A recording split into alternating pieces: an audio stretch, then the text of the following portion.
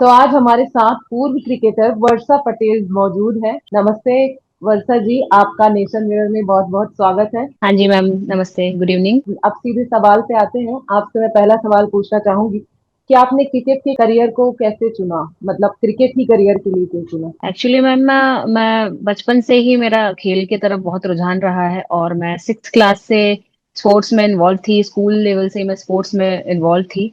लेकिन एक right platform मुझे इमिजिएटली नहीं मिलता, क्योंकि जब उस समय की बात है जब कुछ गाइडलाइन या कुछ कुछ लोग गाइड करने वाले जो गुरु होते हैं या जो गाइडेंस होते हैं वो उस टाइम पे इतना प्रॉपर गर्ल्स के लिए नहीं था। तो मैं जस्ट स्कूल एजुकेशन से अपना पर्सनल लेवल पे ही कुछ ना कुछ इन्वॉल्व स्पोर्ट्स में रहती थी। और मैंने स्कूल लेवल पे खो खो में भी स्कूल नेशनल वगैरह खेले हुए हैं। फिर जैसे ही मैं ग्रेजुएशन में आई तो वहां पे पता चला कि स्पोर्ट्स का लेवल कॉलेज टाइम में कैसा होता है। तो मैंने अपना गेम हैंडबॉल चूज किया, जो कि मेरे कुछ साथ में खेलने वाले प्लेयर्स या जो भी मेरे फ्रेंड्स थे तो वो लोग ऐसे जस्ट ग्राउंड पे जाया करते थे, तो मैं भी उनके साथ ऐसे ही चले जाया करती थी। फिर धीरे धीरे इन्वॉल्व हुई। फिर एक प्रोफेशनल प्लेयर की तरह मैं एक नेशनल और इंटरनेशनल नेशनल हैंडबॉल प्लेयर रही 3 से 4 साल। उस समय भी कुछ ऐसा राइट प्लेटफॉर्म नहीं मिला। जब मैं BP bachelor of physical education में आई तो मुझे मेरे कोच ने गाइड किया। जो जब हम आए कि आपका किस गेम की तरफ ज्यादा रुझान होना चाहिए, किस में आपको ज्यादा अपॉर्चुनिटीज मिलेंगी, किस में नेम फेम रहेगा। तो फिर जब मैं 2011 में जब बीपीएड में आई तो मुझे क्रिकेट की तरफ बहुत इंटरेस्ट आया और मैंने क्रिकेट चूज किया। तो वर्षा जी, आप जैसे आपने बोला कि हैंड बॉल में आप नेशनल प्लेयर रह चुके हैं, तो फिर आप क्रिकेट में कैसे आ गई? क्योंकि उस टाइम जब जो भी हमारी एजुकेशन होती है तो उसमें सबसे पहले ये बताया जाता है कि किस वो कौन सा गेम आपके लिए बेस्ट ऑफ बेस्ट हो सकता है आपकी पर्सनालिटी पे या आपकी जो फिटनेस लेवल है। तो क्रिकेट तो आपको पता है कि कितना पॉपुलर गेम है। क्रिकेट में नेम भी बहुत है, फेम भी बहुत है, पैसा तो खैर है ही है। तो जैसे ही मैं जब ग्राउंड पे मेहनत करती थी, वर्कआउट करती थी, तो जो कोचेस थे, जो वहाँ पे जो फैकल्टीज थी, उन्होंने देखा कि ये लड़की मतलब बहुत मेहनत करती है या ये आगे जा सकती है। और मेरे को भी बहुत मेरा काउंसलिंग हुआ। कोचेस ने मुझे समझाया कि क्रिकेट में क्या महत्ता है क्रिकेट की। तो जैसे मैंने देखा कि मेरे को बहुत जल्दी मेरे को अपना एक नाम कायम करना था और मुझे बहुत जल्दी पेरेंट्स को भी समाज को भी बताना था कि मैं कुछ कर सकती हूँ। तो जैसे जैसे मैं इन्वॉल्व होते गई क्रिकेट में और मुझे उसकी महत्ता समझ में आई तो मैंने क्रिकेट चूज किया।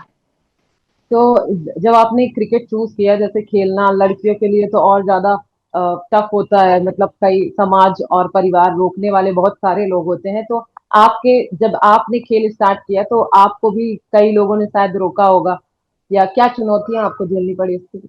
हाँ जी, बहुत सी चुनौतियों का सामना मुझे करना पड़ा।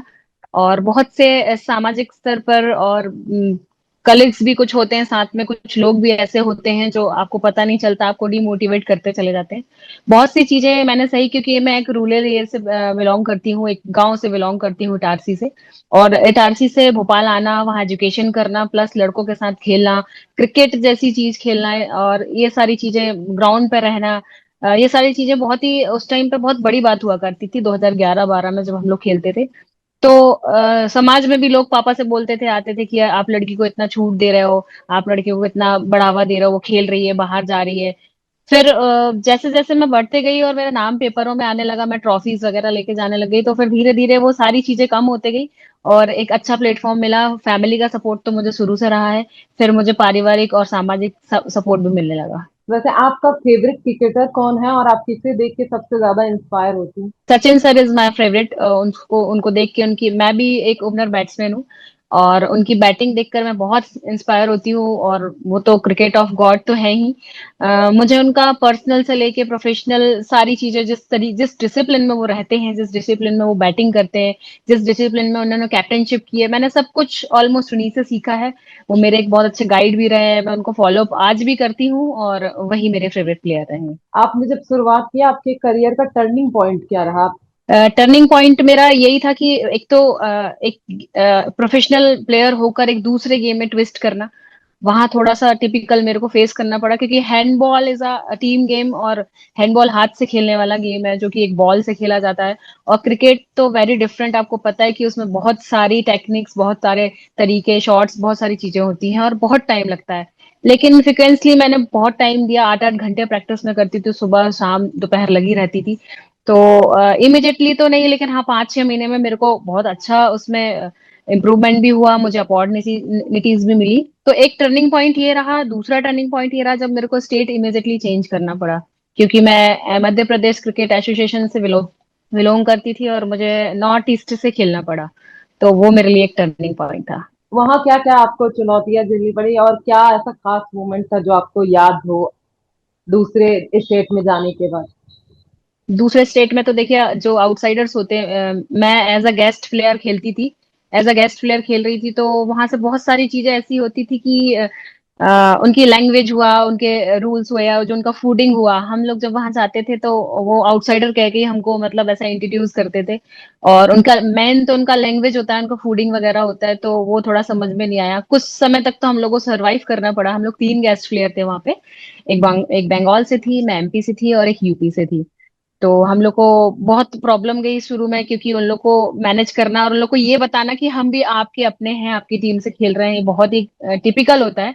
क्योंकि दूसरे स्टेट में जाके खेलना, वहां जगह बनाना, वहां परफॉर्मेंस करना, ये बहुत ही टफ होता है।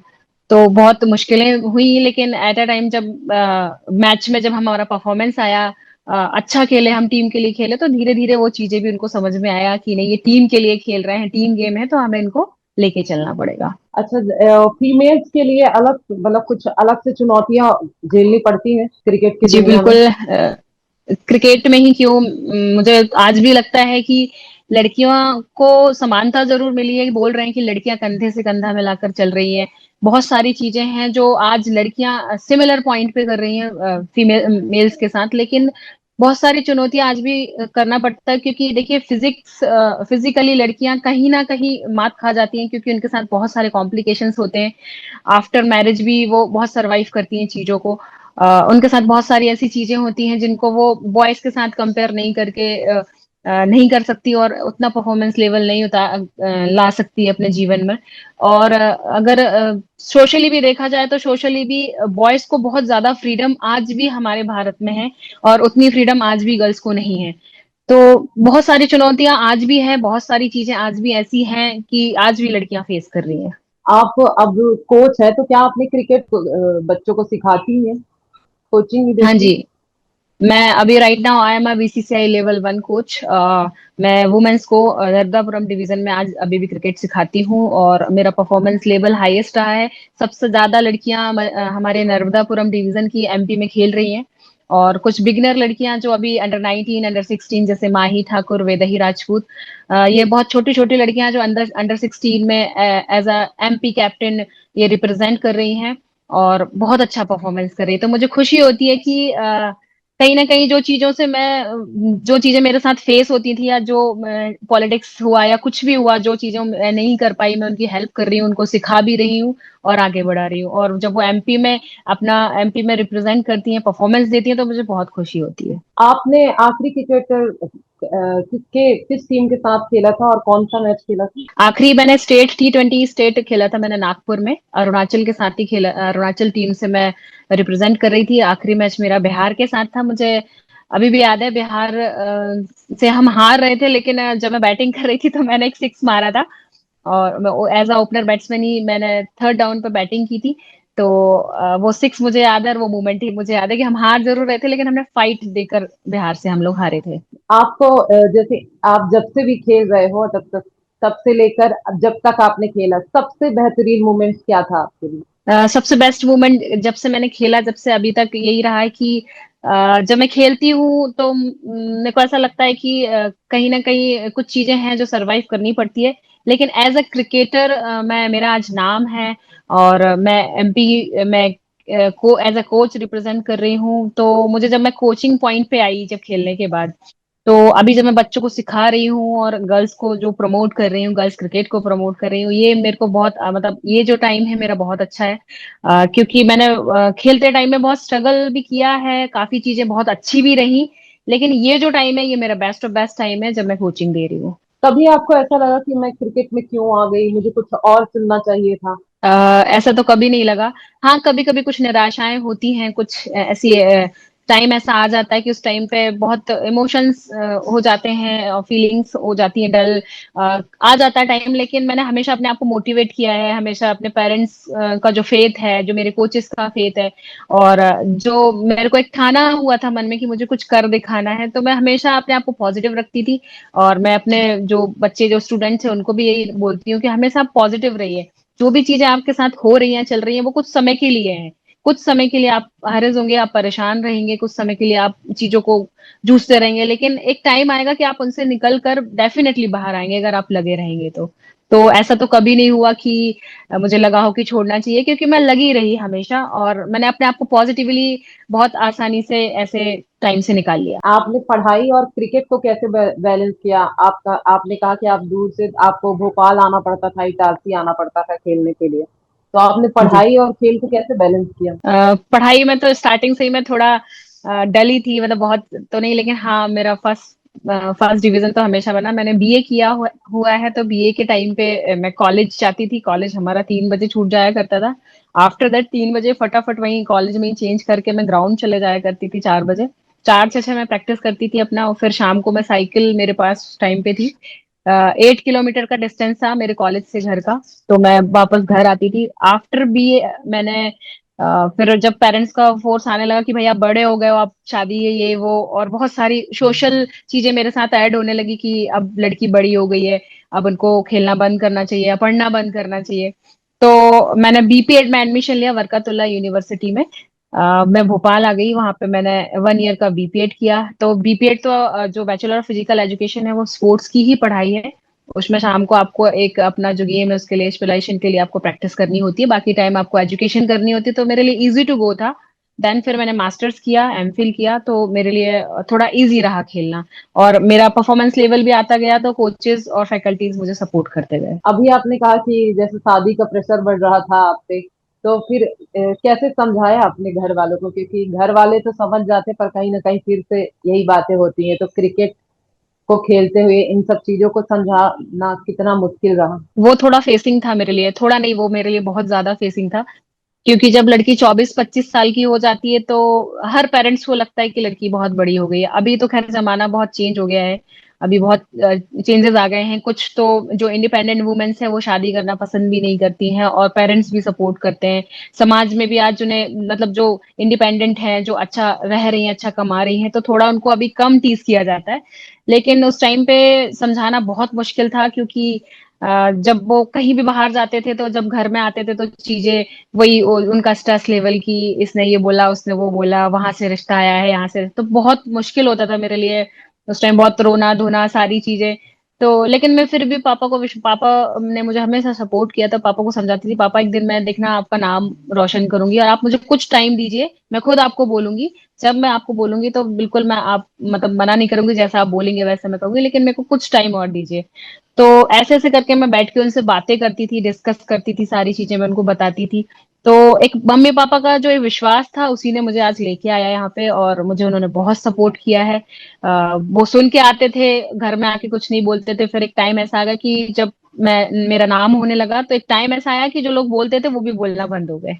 तो आपके आसपास के लोगों, जैसे जब कोई लड़की कुछ करने निकलती है, तो आसपास के लोग देख के अपने बच्चों को भी करने के लिए कहते हैं कि तुम भी करो, ऐसा कोई है आपके यहाँ भी आसपास जो आपको देख इंस्पायर्ड हो रहा हो? तो जब मैं निकलती हूँ घर, या किसी फंक्शन में जाती हूँ, या किसी भी जगह पे मैं जब रहती हूँ प्रेजेंस, तो वहां पे बहुत सारे लोगों के लिए मैं इंस्पिरेशन होती हूँ। एज अ वुमेन मैं इंस्पिरेशन होती हूँ। कभी कभी तो ऐसा लगता है कि मैं centre of point of attraction भी होती हूँ, क्योंकि बहुत सारी जगह मैं चीफ गेस्ट बन के जाती हूँ। तो जब लोग मुझे देखते हैं कि एक वुमेन, एक लड़की इस तरीके से आगे बढ़ रही है और सारी चीजें कर रही है, तो मैं कहीं ना कहीं मतलब किसी के लिए अगर मैं इंस्पिरेशन बन रही हूँ वुमेन्स के लिए, तो मुझे बहुत अच्छा लगता है। साइड में जो भी छोटे छोटे बच्चे हैं, जो लड़कियां छोटी छोटी होती हैं 10-12 साल की, तो आंटी लोग बोलती है कि देखो, तुमको दीदी जैसे बाइक चलानी है, दीदी जैसे कार चलानी है, दीदी जैसे खेलना है, तो मेरे को बहुत अच्छा लगता है। और अभी कुछ कुछ सालों से, मतलब विगत 10-15 वर्षों से जो भी पेरेंट्स मिलते हैं मेरे से, तो वो बोलते हैं कि दी आप ऐसा बनो, आप ऐसा करो, तो मुझे बहुत अच्छा लगता है। और जहां भी जाती हूँ, वहां मुझे यही मतलब पॉजिटिव थिंग मिलती है कि मेरे जैसा कुछ बच्चों को बनना है। अच्छा, आखिरी सवाल आपसे ये कि जो भी लड़कियां क्रिकेट जगत में आना चाहती हैं, उनको आप क्या सलाह सलाह देना चाहेंगी, क्या टिप्स देना चाहेंगी उनको? जी बिल्कुल, मैं जो भी लड़कियां, जो भी गर्ल्स क्रिकेट में करियर बनाना चाहती हैं या क्रिकेट में क्यों किसी भी स्पोर्ट्स में, आपको बिल्कुल डरना, पहले तो आपको डरना नहीं है कि मैं लड़की हूं, मैं नहीं कर सकती। लड़कियां आज सब कर रही हैं, सारी चीजें कर रही हैं, हम देख ही रहे हैं।